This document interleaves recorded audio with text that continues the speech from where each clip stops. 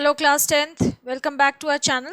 We are doing a short revision of biology. मतलब हम various types of questions लेके biology के chapters revise कर रहे हैं. Now today we are on to the next chapter, control and coordination in plants. ये बहुत बड़ा chapter नहीं है, but still it is very important. और इसमें इसको दो पार्ट्स में ये आपने पढ़ा होगा. पहले तो प्लांट हॉर्मोन्स को पढ़ा है और उसके बाद जो उसके मूवमेंट्स हैं, है ना, वो पढ़े हैं आपने. तो चलिए हम स्टार्ट करते हैं.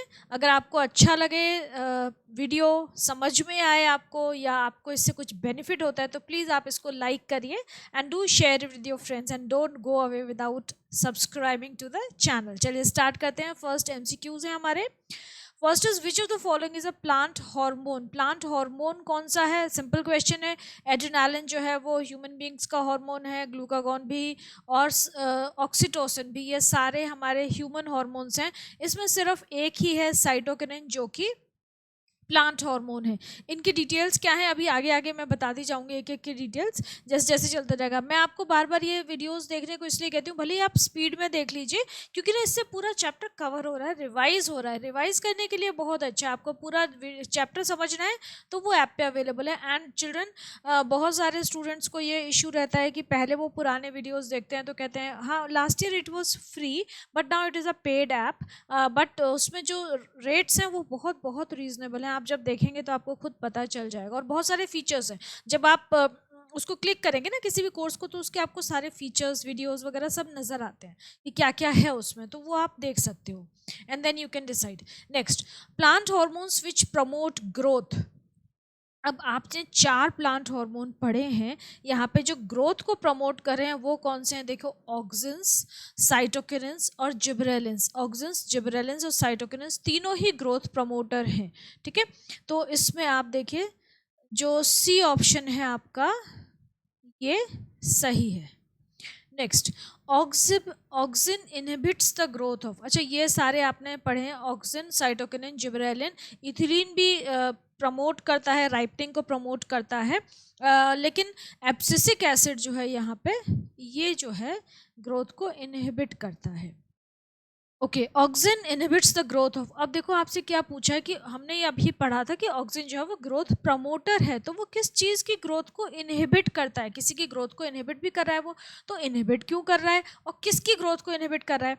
तो it inhibits the growth of apical buds. No, apical buds को तो प्रमोट करता है. Lateral axillary buds, root on stem cuttings और पार्थेनोकार्पिक डेवलपमेंट ऑफ फ्रूट्स. पहले ना आपको इन सारे टर्म्स के मीनिंग्स पता होने चाहिए. एपिकल बड क्या होती है? देखो, प्लांट होता है ना, प्लांट की ये ब्रांचेस हैं. ठीक है, यहाँ पे लीव्स ग्रो कर रही हैं. मैं एक बहुत रफ आइडिया आपको जनरल, मतलब एक छोटा सा ऐसे ही बता रही हूँ, है ना. ये सपोज लीव्स हैं प्लांट की. अब क्या है कि इसका जो एपेक्स है, मतलब जो टिप है, प्लांट की टिप या किसी भी ब्रांच की टिप, मतलब ये जो पोर्शन है, ये हम क्या कहते हैं? हम इसको कहते हैं apex. The top most apex of any mountain. Mountain का एपेक्स होता है ना, तो the top of the mountain, जो जिसे हम पहाड़ की चोटी बोलते हैं. तो एपेक्स जो है, वहाँ पे जो बर्ड्स होती हैं उनको हम बोलते हैं एपिकल बर्ड्स. जो एपेक्स पे प्रेजेंट होती है, मतलब कि कोई भी आपकी जो ब्रांच है जहाँ पे टर्मिनेट हो रही है, वहाँ पे अगर कोई फूल है, कोई बड है, फ्लावर है, कली है, तो हम उसको बोलते हैं एपिकल बड या एपिकल फ्लावर. तो ऑक्सिन जो है वो एपिकल फ्लावर्स, एपिकल बर्ड्स की ग्रोथ को प्रमोट करता है. ठीक है, एपिकल बर्ड्स की ग्रोथ को क्या करता है? ऑक्सिन प्रमोट करता है. अब इनहिबिट किसको करता है? इनहिबिट किसको करता है? एक्सिलरी. एक्सिलरी जो बर्ड्स होती हैं, अब एपेक्स हो गया और दूसरा वर्ड है एक्सिल. एक्सिलरी बर्ड्स, एपेक्स से एपिकल बर्ड और एक्सिल से एक्सिलरी बर्ड. तो एक्सिलरी बर्ड क्या होती है? जो कि एक्सिल में होती हैं. अब एक्सिल क्या होता है? एक्सिलरी बर्ड्स को हम लेटरल बर्ड्स भी बोलते हैं. तो ये एक्सिल में होती है. अब एक्सिल क्या होता है? देखो, इसको मैं समझाती हूँ, इसीलिए मैंने एक छोटा सा डायग्राम बनाया था क्यूट सा. प्लांट है, ये मेन स्टेम है प्लांट का, ये मेन स्टेम है और यहाँ से एक ब्रांच निकल रही है, राइट. अब मेन स्टेम और ब्रांच के बीच में जो एंगल है, ये वाला जो एंगल है, समझ गए? ये वाला जो एंगल है, यहाँ से जो बड निकलेगी, इस प्लेस को हम कहते हैं एक्सिल. और यहाँ से जो बड निकलेगी या यहाँ पे जो बड ग्रो करेगी उसको हम क्या बोलेंगे, एक्सिलरी बड या लेटरल बड सॉरी। ठीक है, तो ये जो 45 डिग्री का ऑलमोस्ट एंगल बन रहा है ना, जो ब्रांच जो है मेन स्टेम से 45 डिग्री का एंगल बना रही है। सपोज ये आपका मेन स्टेम हो गया, ये ब्रांच है, तो यहाँ पे बीच में जो एंगल है ये आपको क्लियरली नजर आ रहा है। यहाँ पे जो बड होती हैं उनको हम एक्सिलरी बड्स बोलते हैं। अब ये एक्सिल जो है ये मेन ब्रांच और जो साइड की ब्रांचेस हैं उनके बीच में भी हो सकता है, या फिर यहाँ लीव्स के और ब्रांच के बीच में भी हो सकता है। तो यहाँ पे जो बर्ड्स ग्रो करें उनको हम एक्सिलरी बर्ड्स या लेटरल बर्ड्स बोलते हैं, और जो एपेक्स पे ग्रो करते हैं उनको एपिकल बर्ड्स बोलते हैं। ठीक है, तो ऑक्सिन जो है वो एक्सिलरी बर्ड्स की ग्रोथ को इनहिबिट करता है और एपिकल जो बर्ड होती है उसकी ग्रोथ को प्रमोट करता है। तो हमारा आंसर हो जाएगा lateral axillary buds. Lateral axillary buds की ग्रोथ को इनहिबिट करता है auxin. Root on stem cuttings को प्रमोट करता है ऑक्सिन। ठीक है, ये ध्यान रखिएगा, रूट्स को प्रमोट करता है। और पार्थेनोकार्पिक डेवलपमेंट ऑफ फ्रूट्स को उससे अभी हम कोई मतलब नहीं है, वो हम देखेंगे बाद में कौन सा हार्मोन करता है। पार्थेनोकार्पिक क्या होता है कि development of fruit without fertilization. Next, the plant hormone used to speed up the malting process in brewing industry. Brewing industry क्या है, वाइनरी, जो जहाँ पे कि वाइन बनती है ना, जो वाइनरीज हैं वहाँ पे ब्रूइंग इंडस्ट्री में मॉल्टिंग की प्रोसेस, मतलब ज़्यादा फर्मेंटेशन हो, बहुत अच्छी वाइन बने, उसको कौन प्रमोट करता है, कौन सा प्लांट हार्मोन है जो हम इसको यूज़ करते हैं इस प्रोसेस को स्पीड अप करने के लिए। So that is are gibberellin. Gibberellic acid या GA3 या जिब्रेलिन्स जो हैं ये वाले हार्मोन्स यूज़ होते हैं ब्रूअरीज में, ये ध्यान रखिएगा। A plant hormone responsible for inducing morphogenesis during plant tissue culture is.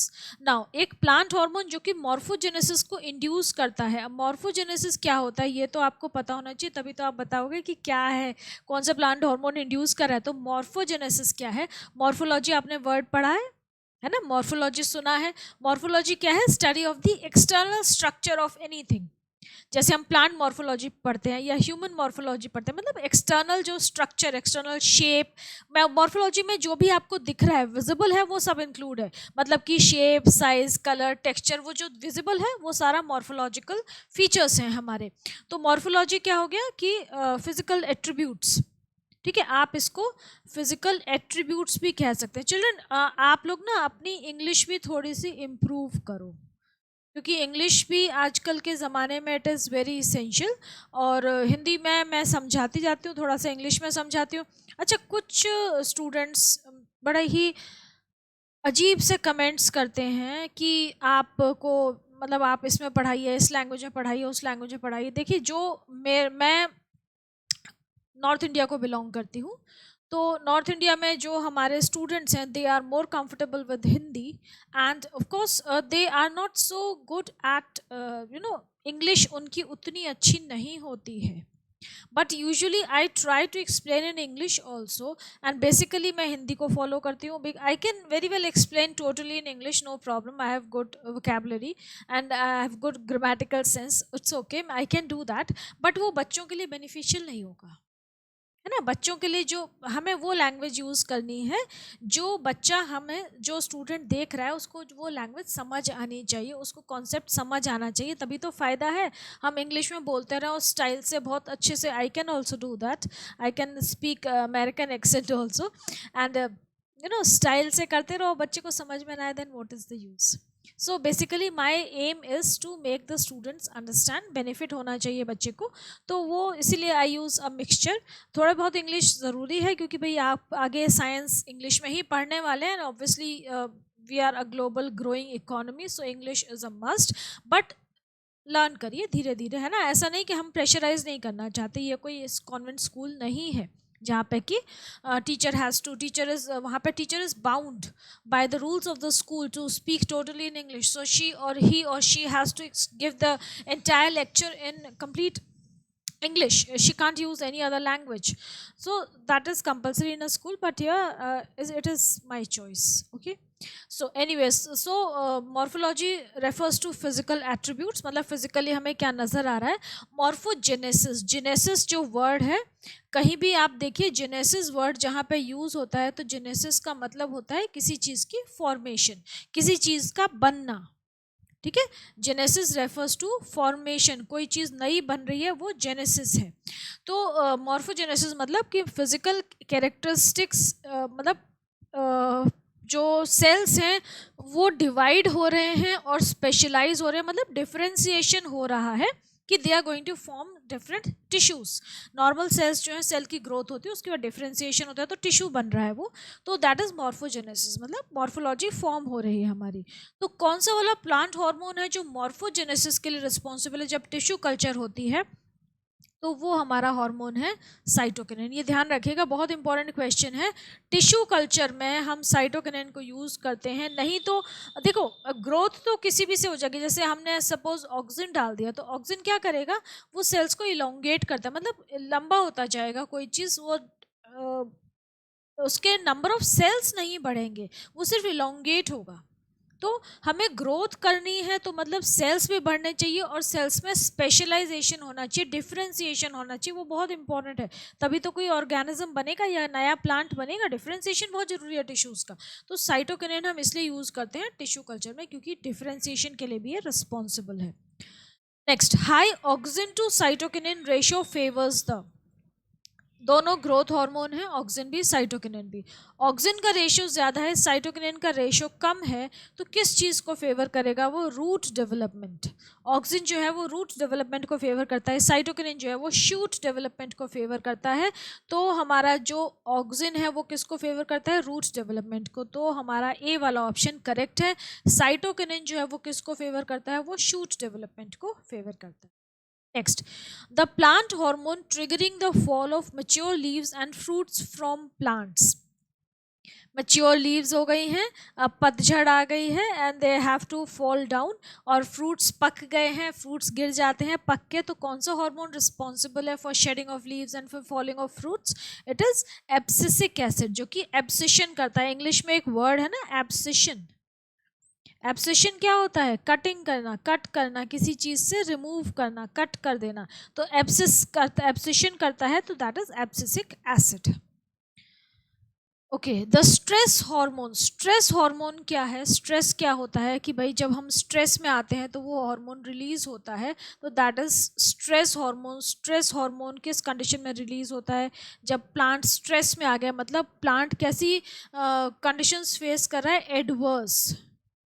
Adverse environmental conditions face कर रहा है अगर प्लांट, तो हम उसको कह देते हैं कि प्लांट जो है वो स्ट्रेस में आ गया है।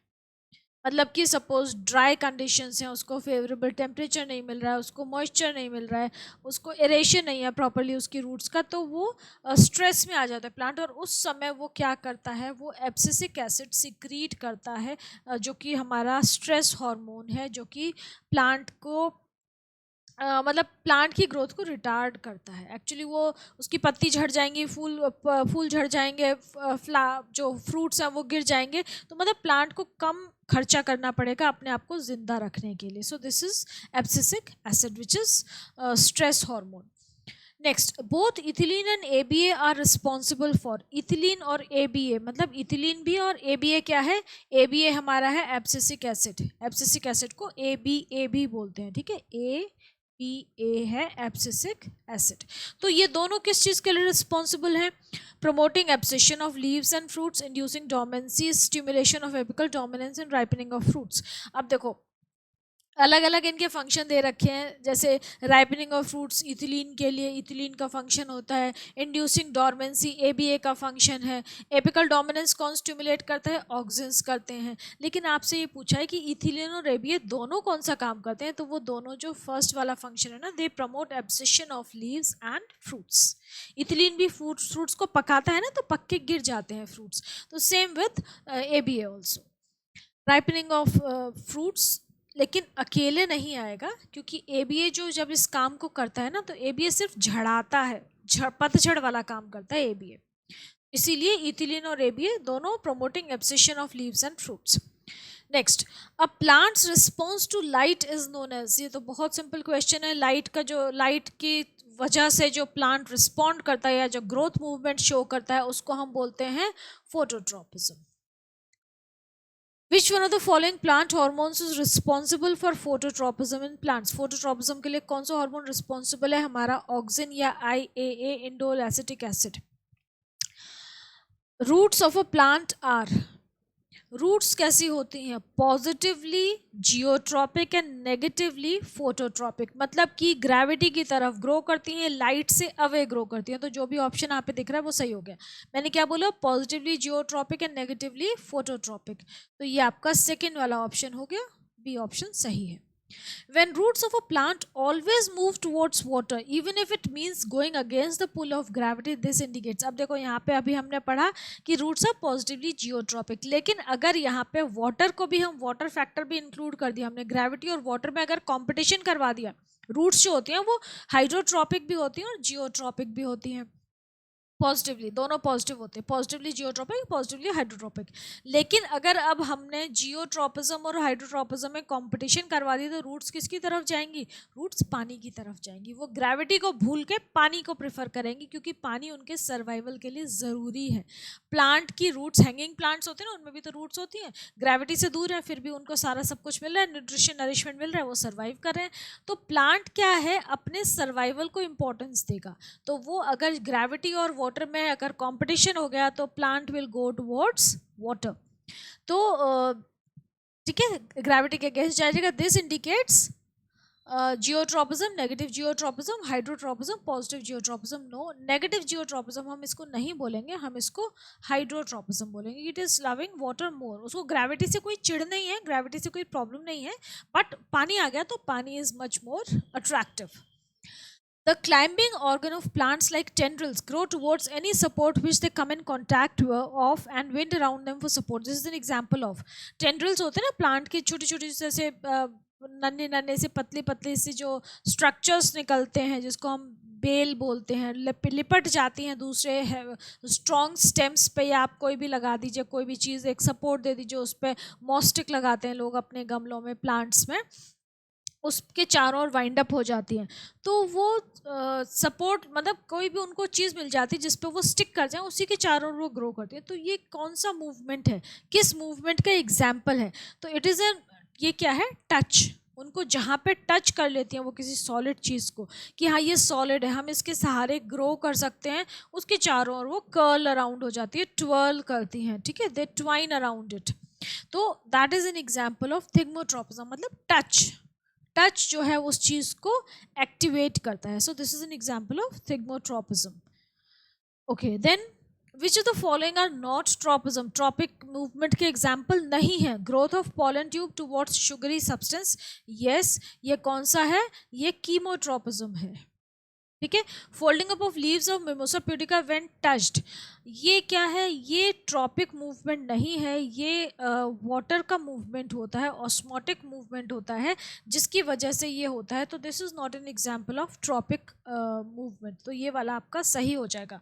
ट्वाइनिंग of tendrils around a support in response to touch, ये आपका हो गया, अभी हमने पढ़ा. थिग्मोट्रोपिज्म हो जाएगा ये, और नन ऑफ द अबव तो ऑप्शन है. ठीक है, next fill in the blanks पे आ गए अब हम. A naturally occurring auxin in plants is, naturally जो ऑक्सिन प्लांट्स में हमें मिलता है कौन सा है? IAA, indole acetic acid. मैंने आपको अभी पहले भी बताया था, IAA जो इंडोल, इसका फुल फॉर्म होती है indole acetic acid.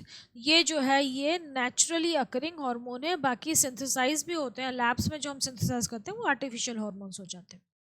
Dash helps in breaking the seed and bud dormancy. अब डॉर्मेंसी को इंड्यूस कौन करता है और उसको ब्रेक कौन कर रहा है? ये अलग अलग, ये दो एग्जाम्पल्स हैं. देखो, डॉर्मेंसी को इंड्यूस कौन करता है? जो हमने लास्ट वाला जो आपका हार्मोन पढ़ा है, जो कि पॉजिटिव नहीं है सेल ग्रोथ के लिए, वो हमारा हार्मोन कौन सा था?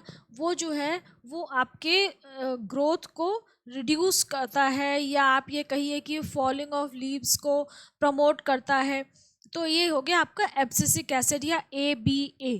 वो लेकिन, और डॉर्मेंसी को भी प्रमोट करता है, डॉर्मेंसी को इंड्यूस करता है वो. लेकिन breaking the seed and bud dormancy, कौन सा हार्मोन है जो कि सीड और बड डॉर्मेंसी को ब्रेक करता है, प्लांट को प्रमोट करता है कि तुम ग्रो करो? तो वो आपके हैं जिबरेलिन्स. ठीक है.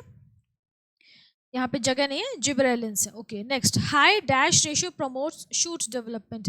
मैंने अभी आपको जो पहले थोड़ी देर पहले बताया था कि हाई ऑक्सिन का रेशियो जो होगा वो रूट डेवलपमेंट को प्रमोट करता है ऑक्सिन साइटोकिनिन में, और यहाँ पे शूट डेवलपमेंट की बात हो रही है तो वो हो जाएगा साइटोकिनिन। ठीक है, ये जो है शूट डेवलपमेंट को प्रमोट करता है। क्यों? क्योंकि डिफरेंशिएशन को प्रमोट करता है। ठीक है, ethylene is a dash plant hormone causing fruit ripening. Ethylene is an artificial plant hormone causing fruit ripening. artificial hormone है ये, और gaseous hormone है, naturally भी होता है ये। it is not totally artificially but it is very much used as an artificial hormone. it is a gaseous hormone है ये। ठीक है, तो यहाँ पे आप gaseous लिखिए, वो ज़्यादा अच्छा है। इथिलीन का फॉर्मूला क्या होता है? C2H2, sorry C2H4, C double bond है ना, डबल बॉन्ड होता है इथिलीन। इथिलीन का एक और नाम क्या होता है? इथिलीन का एक और नाम क्या हो जाएगा? इथीन, एल्कीन है ये। ठीक है, next, stomatal closure is induced by. अब हम बात करें कि सब कुछ बंद हो रहा है, कोई भी चीज़ ग्रो नहीं कर रही है, जो प्लांट है वो किस में जा रहा है? एक वो ऐसे फेज़ में जा रहा है, डॉर्मेंसी के फेज़ में जा रहा है, वो ऐसे फेज़ में जा रहा है जब उसकी सारी मेटाबॉलिक प्रोसेस रुक जाएंगी, हॉल्ट हो जाएंगी। तो इसको कौन इंड्यूस करता है? It is induced by ABA या एब्सिसिक एसिड।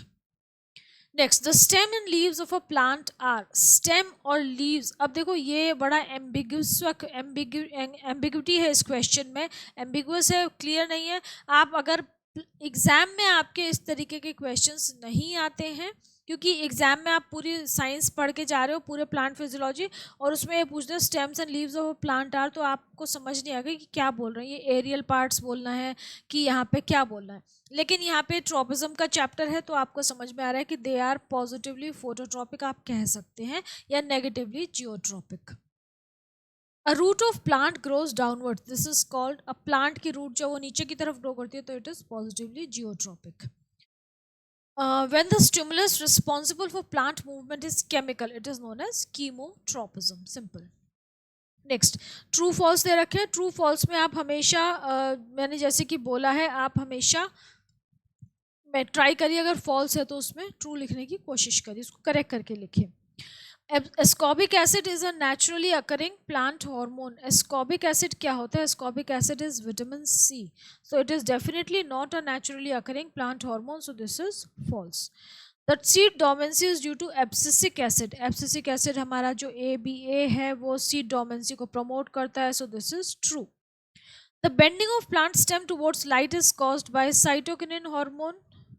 बेंडिंग होती है प्लांट की लाइट की तरफ, फोटोट्रॉपिज्म शो करता है, तो हार्मोन कौन सा इन्वॉल्व है यहाँ पे? हार्मोन इन्वॉल्व है हमारे ऑक्सिन्स। ठीक है, नॉट साइटोकिनिन। ऑक्सिन जो है वो शेडी साइड में मूव कर जाता है, वो वाली साइड ग्रो करती है, तो ऐसा लगता है कि प्लांट जो है वो लाइट की तरफ बेंड हो रहा है। The roots are negatively hydrotropic when they move against the pull of gravity towards water source. Roots are not negatively hydrotropic, they are positively hydrotropic. ठीक है, next, the stimulus in thigmotropism is touch. ये तो बात सही है। Next है हमारी matching. Match the following columns. IAA, अभी मैंने आपको बताया indole acetic acid. Indole acetic acid जो होता है वो क्या है? ऑक्सिन्स है। ऑक्सिन्स किस में हेल्प करते हैं?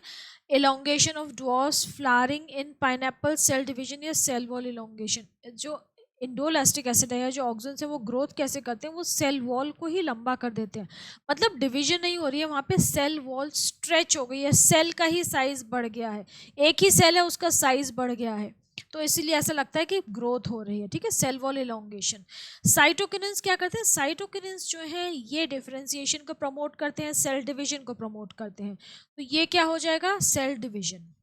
ठीक है, जिब्रेलिक एसिड क्या करता है? जिब्रेलिक एसिड भी ग्रोथ हार्मोन है, लेकिन ये क्या करता है? ये ना इंटरनोड्स की ग्रोथ को प्रमोट करता है, तो इसमें भी प्लांट लंबा होता है, लेकिन यहाँ पे क्या है, जो छोटा प्लांट है वो लंबा हो जाएगा, तो इंटरनोड्स की ग्रोथ प्रमोट हो रही है, तो the answer would be elongation of dwarf plants, उस तरीके से लंबा रहा। इथिलीन जो है ये हमारा एक राइपनिंग हार्मोन है, फ्लावरिंग इन पाइनएप्पल को प्रमोट करता है, फ्लावरिंग एंड फ्रूटिंग को प्रमोट करता है, राइपनिंग ऑफ फ्रूट्स को प्रमोट करता है इथिलीन। नेक्स्ट, अगेन सब कुछ आपको फैक्टर्स दे रखे हैं, फिर उनके बारे में बताएं कि कौन सा ट्रॉपिज्म है वो। तो ये तो सिंपल है, लाइट जो हो गया वो फोटोट्रॉपिज्म को रेफर करता है, टच जो हो गया वो थिग्मोट्रॉपिज्म हो गया, ग्रेविटी जो है वो जियोट्रॉपिज्म हो गया, एंड शुगर इज कीमोट्रॉपिज्म। ठीक है, थिग्मोनास्टी नहीं है। नेक्स्ट नास्टिक मूवमेंट है ना, वो तो हम ट्रॉपिक मूवमेंट की बात करें। ट्रॉपिक और नास्टिक हमने दो अलग अलग मूवमेंट्स पढ़े हैं। थिग्मोनास्टी वो टच मी नॉट प्लांट वाला जो कॉन्सेप्ट है, दैट इज थिग्मोनास्टी। ठीक है, थिग्मोनास्टी जो है ये क्या है, नास्टिक मूवमेंट है। और हमने ये जो बाकी सारे पढ़े ये क्या थे, ये सारे के सारे क्या थे, ट्रॉपिक मूवमेंट्स थे। ठीक है, ये वाला ये वाला ये वाला और ये सारे ट्रॉपिक मूवमेंट्स हैं। Okay, next mention any one function of cytokinin hormone in plant. Cytokinin का फंक्शन आपसे पूछा है तो आप इसमें कोई भी एक फंक्शन बता दीजिए। फंक्शन जरूर याद कीजिएगा, एक आध फंक्शन आपसे पूछेंगे। तो फ्लावरिंग इंड्यूस करता है, सेल प्रमोशन को, सेल डिवीजन को प्रमोट करता है, कोई भी आप बता दीजिए। Next, name the following a hormone which delays fall of leaves. Fall of leaves को डिले कर रहा है, सेनेसेंस को डिले कर रहा है, मतलब एजिंग को प्रिवेंट करना चाह रहा है, तो वो कौन सा हार्मोन है, ऑक्सिन। और जो ये सब चीज़ों को प्रमोट करता है, फॉलिंग ऑफ लीव्स को, सेनेसेंस को, एजिंग को, वो आपका कौन सा हार्मोन है। आपको ये सब ध्यान होने चाहिए, एब्सिसिक एसिड। ठीक है, एब्सिशन एब्सिसिक एसिड, फटाफट बोलना चाहिए। A hormone which prevents ageing of plant parts. Ageing को प्रिवेंट कर रहा है वो आपका साइटोकिनिन भी हो गया। ठीक है, ऑक्सिन भी है, साइटोकिनिन भी है। Name one plant growth hormone which retards growth during extremely dry season. Growth को रिटार्ड कर रहा है, सीजन कंड्यूसिव नहीं है, फेवरेबल कंडीशंस नहीं है, एडवर्स कंडीशंस हैं। कैसी कंडीशंस हैं, एक्सट्रीमली ड्राई वेदर कैसा है, एडवर्स है, अनफेवरेबल है। तो ऐसी सिचुएशन में कौन सा हार्मोन है जो कि प्लांट को बचा के ले जाता है, इट इज ABA और एब्सिसिक एसिड, जो कि डोरमेंसी को प्रमोट करता है, इट इंड्यूसेस सीड डोरमेंसी। तो वो जो ड्राई पीरियड है वो पास ओवर कर जाएगा plant. Name the plant hormone responsible for the following. Elongation of cells के लिए कौन रिस्पॉन्सिबल है, आपका ऑक्सिन रिस्पॉन्सिबल है। ग्रोथ ऑफ स्टेम के लिए कौन रिस्पॉन्सिबल है, जिबरेलिन, क्योंकि जिबरेलिन क्या करता है, वो इलोंगेशन ऑफ नोड्स में हेल्प करता है। ऑक्सिन क्या करता है, सेल को इलोंगेट करता है। ऑक्सिन क्या कर रहा है, सेल इलोंगेशन कर रहा है। ठीक है, ये जिब्रेलिन क्या कर रहा है, इंटरनोड्स को इलोंगेट कर रहा है। तो क्या हो गया कि प्लांट जो है वो लंबा हो जाएगा, स्टेम लंबा हो जाएगा। सेल डिवीजन को कौन प्रमोट करता है, साइटोकिनिन। साइटोकिनिन जो है ये सेल डिवीजन को प्रमोट करता है। और सेनेसेंस को कौन प्रमोट करता है, ABA या हमारा abscisic acid. Next, what do we, ये जो देखो ये तीनों ग्रोथ हार्मोन है ना, इनके अलग अलग स्पेसिफिक फंक्शंस ध्यान रखिएगा, ये इस पे क्वेश्चन जरूर आता है बोर्ड में। What do we call the movement of shoot towards light. Simple, shoot light की तरफ ग्रो करती है, that is a positive phototropic movement. सिर्फ फोटोट्रॉपिक मत लिखिएगा, फोटोट्रॉपिज्म मत लिखिएगा, पॉजिटिव और नेगेटिव वर्ड जरूर यूज करना, क्योंकि फोटोट्रॉपिज्म का मतलब हो गया movement in response to light. सिर्फ फोटोट्रॉपिज्म हम कह रहे हैं तो that is movement in response to light. Light की वजह से जो मूवमेंट हो रहा है, अब हमें ये नहीं स्पेसिफाई किया है यहाँ पे कि वो लाइट की तरफ हो रहा है या लाइट से दूर हो रहा है। तो इसीलिए पॉजिटिव और नेगेटिव चीज़ यहाँ पे ये जो टर्म है ये यूज़ करनी बहुत ज़रूरी है कि मूवमेंट ऑफ शूट जो है that is positive phototropism and movement of root क्या हो जाएगा, that will be negative phototropism. Okay, a young green plant receives sunlight from one direction only. What will happen to its shoot and roots? एक तरफ से sunlight मिल रही है उसको, तो shoot जो है वो light की तरफ grow करेगी, positive phototropism show करेगी, root उसके opposite direction में grow करेगी, वो negative phototropism show करेगी। Why are roots known as positively geotropic? Roots को positively geotropic क्यों बोलते हैं, क्योंकि वो ज़मीन की तरफ grow करते हैं, ground की तरफ grow करते हैं, gravity की तरफ grow करते हैं, that is why they are positively geotropic. Name any two types of tropic movements, कोई भी आप बता दीजिए, आपने बहुत सारे पढ़े हैं, जियोट्रोपिज्म, हाइड्रोट्रोपिज्म, कीमोट्रोपिज्म, फोटोट्रोपिज्म। ठीक है, okay. In what way tropic movements are different from other types of movements. Tropic movements और बाकी मूवमेंट्स में क्या डिफरेंस है। एक्चुअली ट्रॉपिक और नास्टिक बोलना चाहिए नहीं, लेकिन उन्होंने सिर्फ ट्रॉपिक बोला है, तो आप ऐसे ही लिखिए कि ट्रॉपिक मूवमेंट्स बहुत इंपॉर्टेंट चीज़ है कि ट्रॉपिक मूवमेंट्स आर डायरेक्शनल। ये पर्टिकुलर डायरेक्शन में ही मूवमेंट होता है, कहीं भी हो जाए तो दैट इज नास्टिक, और एक पर्टिकुलर डायरेक्शन में हो रहा है तो दैट इज ट्रॉपिक। तो they are directional with respect to the stimulus which is being given to them.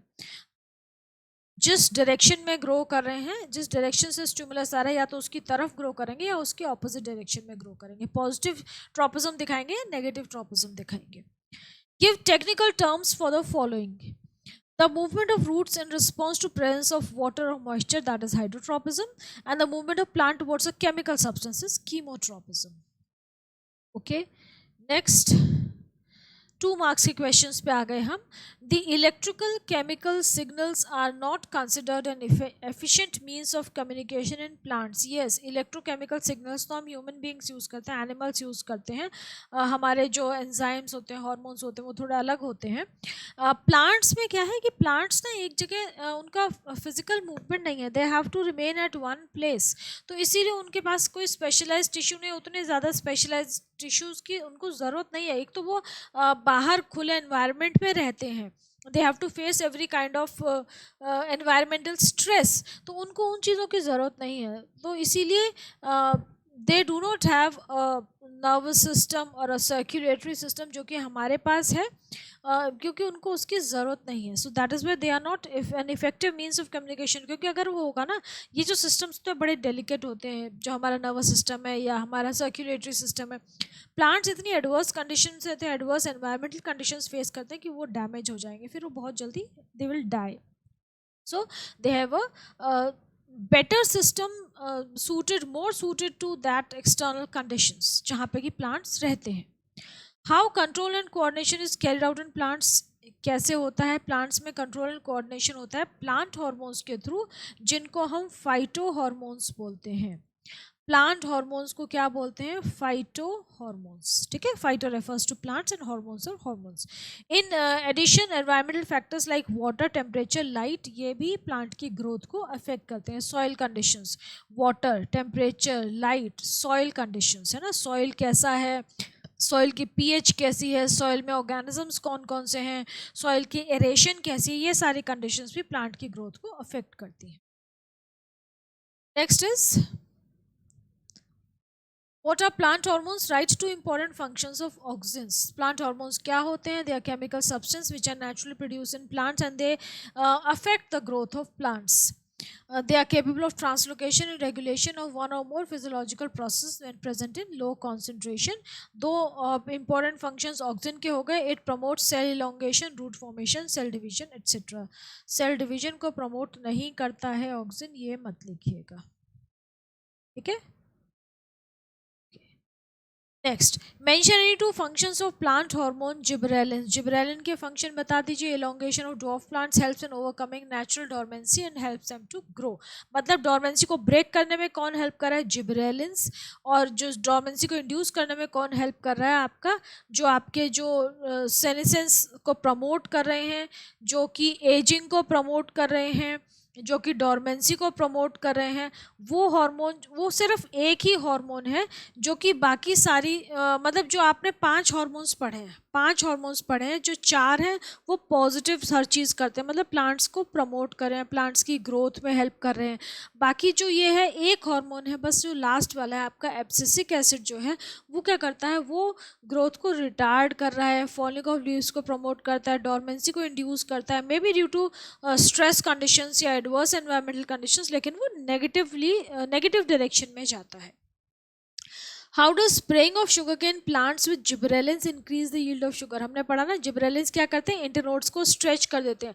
अब जो शुगर केन होता है उसमें तो बहुत सारी इंटरनोड्स होती है, तो इंटरनोड्स स्ट्रेच होती जाएंगी तो हमारा शुगर केन बहुत लंबा हो जाएगा, तो obviously it increases the yield of sugar, क्योंकि शुगर केन की उसने लेंथ बढ़ा दी तो ज़्यादा शुगर मिलेगी, जितना लंबा होगा उतनी ज़्यादा शुगर प्रोड्यूस करेगा वो। Next, in an experiment the callus produced from internodes segments did not proliferate until a substance were added to it, identify the substance and its role in the experiment. एक experiment किया है। Callus क्या होता है? Tissue culture से जो आपको जो सेल्स का जो टिश्यू बनता है, अनडिफरेंशिएटेड टिश्यू, ठीक है, अनडिफरेंशिएटेड टिश्यू जो है उसको हम बोल देते हैं कैलस। अनडिफरेंशिएटेड टिश्यू का मतलब क्या हो गया कि सिर्फ सेल्स का एक गुच्छा है, ठीक है, और वहाँ पे अभी सेल्स को डिफरेंशिएट नहीं किया गया, उनको क्लासिफाई नहीं किया गया कि आप इसमें ग्रो करो, आप ये टिश्यू बनाओ, आप ये टिश्यू बनाओ, ऐसा कुछ नहीं हुआ है। तो undifferentiated cells and differentiated mass of cells है। टिश्यू भी हम यूज़ नहीं करेंगे, हम कहेंगे अनडिफरेंशिएटेड मास ऑफ सेल्स, ठीक है, टिश्यू भी मत यूज़ करिए वर्ड।